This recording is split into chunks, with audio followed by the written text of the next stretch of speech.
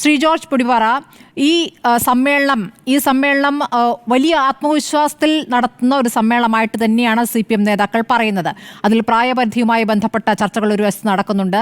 പാർട്ടിയിൽ എങ്ങനെയൊക്കെയാണ് അച്ചടക്കം വേണ്ടത്, അത് മദ്യപാനം, പുകവലി തുടങ്ങിയ വിഷയങ്ങളടക്കം നേരത്തെയുള്ള കാര്യങ്ങളാണ്. പക്ഷേ അത് MV ഗോവിന്ദൻ ഈ ഘട്ടത്തിൽ പറയുമ്പോൾ അതിൽ ഒരു തമാശ തോന്നി, പലരും അതിനോട് പ്രതികരിക്കുന്നുമുണ്ട്. പുതിയ കാലത്തെ പുതിയ മാറ്റങ്ങൾ എന്ന് പറയുമ്പോഴാണല്ലോ ഈ മദ്യപാനവും സിഗരറ്റും കൂടി ഈ ഘട്ടത്തിലേക്ക് കടന്നു വരുന്നത്. അതുകൊണ്ട് ഇപ്പോൾ ഈ സമ്മേളനം എന്തൊക്കെ കാര്യങ്ങളിൽ ഊന്നൽ നൽകുമെന്നാണ് താങ്കളുടെ ഒരു മനസ്സിലാക്കൽ? ഈ ഒരു മൂന്നാം ഊഴത്തിൽ ഉള്ള ആത്മവിശ്വാസം യഥാർത്ഥത്തിലുള്ളതാണോ അതോ പുറത്തേക്ക് കാണിക്കുന്നതാണോ? തീർച്ചയായിട്ടും രണ്ട് തെരഞ്ഞെടുപ്പുകൾ, തദ്ദേശ സ്വയംഭരണ തെരഞ്ഞെടുപ്പും അതുപോലെ തന്നെ നിയമസഭാ തെരഞ്ഞെടുപ്പും മുന്നിൽ നിൽക്കുകയാണ്. ഈ സംസ്ഥാന സമ്മേളനത്തിന് ശേഷം ഈ രണ്ട് തെരഞ്ഞെടുപ്പുകൾക്ക് ശേഷമേ ഇനി അടുത്തൊരു സമ്മേളനമുള്ളൂ. സ്വാഭാവികമായിട്ടും CPM-നെ സംബന്ധിച്ചിടത്തോളം, ഇടതുമുന്നണിയെ സംബന്ധിച്ചിടത്തോളം ഈ ഒരു മൂന്നാം ഊഴം എന്ന് പറയുന്നത് അവരെ സംബന്ധിച്ചിടത്തോളം വളരെ എന്താ പറയാ, വളരെ നിർണായകമാണ്. കാരണം എന്താണെന്ന് വെച്ചാൽ സ്മൃതിക്കറിയാം, ഇന്ത്യയിൽ ആകപ്പാടെ ഇടതുമുന്നണി അല്ലെങ്കിൽ CPM അധികാരത്തിലുള്ളത് കേരളത്തിൽ മാത്രമാണ്. സാധാരണ ഒരു ഭാഷയിൽ അല്ലെങ്കിൽ ഒരു ആലങ്കാരിക ഭാഷ ഉപയോഗിക്കുകയാണെങ്കിൽ CPM-നും ഇടതുമുന്നണിക്കും ഇന്ത്യയിലുള്ള ഏക പച്ചത്തുരുത്ത് എന്ന് പറയുന്നത് കേരളമാണ്. ബംഗാളും ത്രിപുരയും ഒക്കെ ഇങ്ങനെ തിരിച്ചു കിട്ടാത്ത വണ്ണം വളരെ അകലേക്ക് പോയിരിക്കുന്നു. അവിടെ നിന്ന് ഇനി ഒരു മടങ്ങി വരവ് അത്ര എളുപ്പമല്ല. അപ്പൊ സ്വാഭാവികമായിട്ടും ഒരു പ്രസ്ഥാനം എന്നുള്ള നിലയ്ക്ക്, ഒരു ദേശീയ പാർട്ടി എന്നുള്ള നിലയിൽ ഈ പ്രസ്ഥാനത്തിന്റെ CPM-ന്റെ ഐഡന്റിറ്റിയെ സംബന്ധിച്ചിടത്തോളം വളരെ വളരെ നിർണായകമാണ് കേരളത്തിലെ അധികാരം.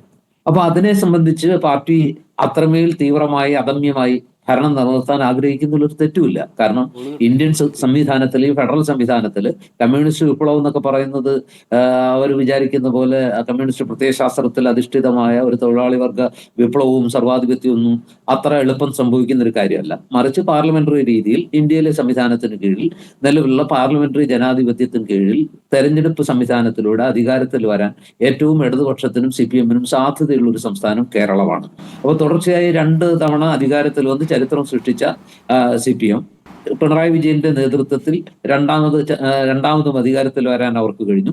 ഇപ്പോഴത്തെ ഒരു സാഹചര്യത്തിൽ അവരെ സംബന്ധിച്ചിടത്തോളം ഈ സംസ്ഥാന സമ്മേളനത്തിൽ ഏറ്റവും സുപ്രധാനമായിട്ടുള്ള ആലോചനാ വിഷയം എന്ന് പറയുന്നത്, നേരത്തെ സ്മൃതി ഇതിന്റെ ആമുഖത്തിൽ ചൂണ്ടിക്കാണിച്ചതുപോലെ തന്നെ, അല്ലെങ്കിൽ ഇതിന്റെ തലക്കെട്ടിൽ ചൂണ്ടിക്കാണിക്കുന്ന പോലെ, ഇത് ഒരു റോഡ് മാപ്പ് ആയിരിക്കും. ഈ പാർട്ടി സംസ്ഥാന സമ്മേളനം ഏറ്റവും പ്രധാനമായിട്ട് ചർച്ച ചെയ്യുന്നത് ഒരു മൂന്നാം ഊഴം എങ്ങനെ സാധ്യമാക്കാം, അതിനുള്ള ആ ഒരു എന്താ പറയുക, കാര്യങ്ങൾ ഏതെല്ലാം രീതിയിൽ മുന്നോട്ട് പോകണം, ഏതെല്ലാം കാര്യങ്ങളിലാണ് മാറ്റം വരുത്തേണ്ടത്, നവകേരളത്തെ സംബന്ധിച്ച് ഇതുവരെയുള്ള സങ്കല്പങ്ങളിൽ എന്തെങ്കിലും പാകപ്പിഴകൾ പറ്റിയിട്ടുണ്ടോ, ഉണ്ടെങ്കിൽ അത് എങ്ങനെ തിരുത്തണം, അതേ സംബന്ധിച്ച് പാർട്ടി ഇതുവരെ പുലർത്തിപ്പോന്ന ഡോക്ടർ ആസാദൊക്കെ ചൂണ്ടിക്കാണിച്ചതുപോലെ കഴിഞ്ഞ കാലങ്ങളിൽ 50കളിലും 60കളിലും 70കളിലും 80കളിലും പാർട്ടി മുന്നോട്ട് വെച്ച ആശയങ്ങളൊന്നും അല്ല ഇന്ന് ഈ പാർട്ടി.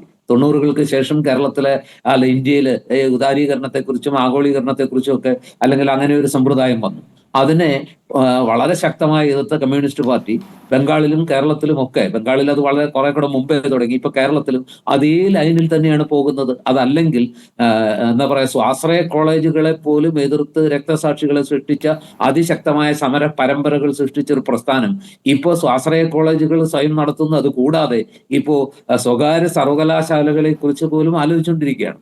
അപ്പൊ ആ നിലയ്ക്ക് നോക്കുമ്പോൾ അന്നത്തെ ആ ഒരു പ്രത്യയശാസ്ത്ര ശാഠ്യങ്ങളൊക്കെ മാറ്റിവെച്ച് പുതിയ കാലത്തിനനുസൃതമായി, പുതിയ കാലത്തിന്റെ ആവശ്യങ്ങൾക്കനുസൃതമായി സ്വയം രൂപാന്തരപ്പെടാനും, അതുപോലെ തന്നെ നിലപാടുകൾ മാറ്റാനും, നയപരിപാടികളിൽ പുതിയ പുതുമ കൊണ്ടുവരാനും ഒക്കെ ഉള്ള ഒരു പരിശ്രമം നടത്തിക്കൊണ്ടിരിക്കുകയാണ്. ഇതൊന്നും തെറ്റാണെന്ന് നമുക്ക് എന്താ പറയാ, അടച്ചാക്ഷേപിക്കാൻ പറ്റില്ല. പക്ഷേ ഒരു കാലഘട്ടത്തിൽ യഥാർത്ഥത്തിൽ കമ്മ്യൂണിസ്റ്റ് പാർട്ടിയെ കുറിച്ചുള്ള സങ്കല്പം എന്ന് പറയുന്നത് ഈ വലതുപക്ഷ വ്യതിയാനം എന്ന് പലരും ആക്ഷേപിക്കുന്നത്, അല്ലെങ്കിൽ കമ്മ്യൂണിസ്റ്റ് പാർട്ടികൾ മുമ്പൊക്കെ ആക്ഷേപിച്ച, വലതുപക്ഷം എന്ന് കോൺഗ്രസിനെയും അതുപോലെ തന്നെ മറ്റു പാർട്ടികളെയും ആക്ഷേപിച്ച അതേ കാര്യങ്ങൾ ഇടതുപക്ഷം അവരുടെ പ്രധാന അജണ്ടയായി മാറ്റുമ്പോൾ ആ നിലപാടിലേക്ക് അവർ സ്വയം മാറുകയും മാറ്റപ്പെടുകയും ചെയ്യുന്ന ഒരു ഘട്ടത്തിൽ ഇതുവരെ പറഞ്ഞു വെച്ച, അല്ലെങ്കിൽ ഇതുവരെ പിന്തുടർന്ന ആ ഒരു നയം എങ്ങനെ അവർക്ക്, അല്ലെങ്കിൽ ആ കുറ്റപ്പെടുത്തലിനെ സംബന്ധിച്ച് അവർക്ക് എന്ത് പറയാൻ കഴിയും?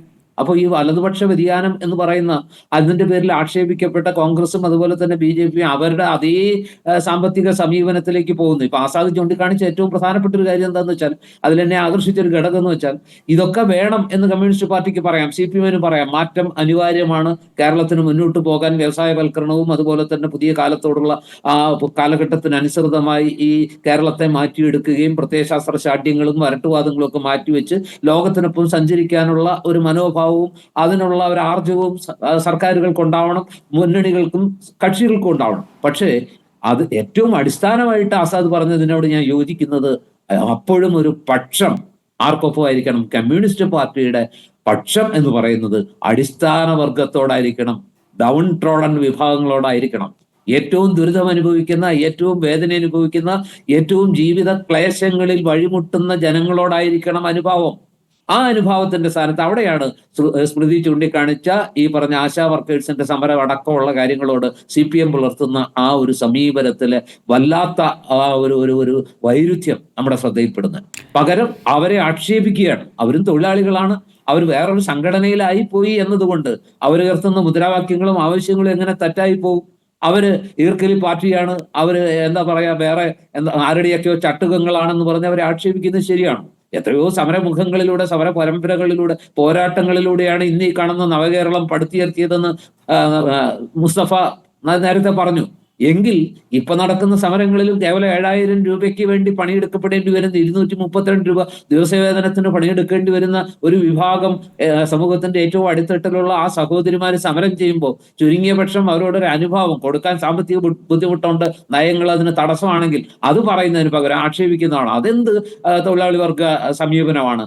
അതെന്ത് അടിസ്ഥാന വർഗ അനുഭാവമാണ് എന്ന് നമുക്ക് മനസ്സിലാവുന്നില്ല. അല്ല, ഈ സാമ്പത്തിക ബുദ്ധിമുട്ടുകൾക്കിടയിൽ PSC അംഗങ്ങൾക്കുള്ള ശമ്പളവും വർധനയൊക്കെ ഏത് ഘട്ടത്തിൽ, ഏത് തലത്തിലേക്ക് അത് ഉയർത്തി എന്നുള്ള, ദിവസം 13,000 എന്ന രൂപത്തിലേക്ക് ഉയർത്തി എന്നുള്ളതും ഈ സാമ്പത്തിക പ്രതിസന്ധിയിലെ ഒരു യാഥാർത്ഥ്യമാണല്ലോ.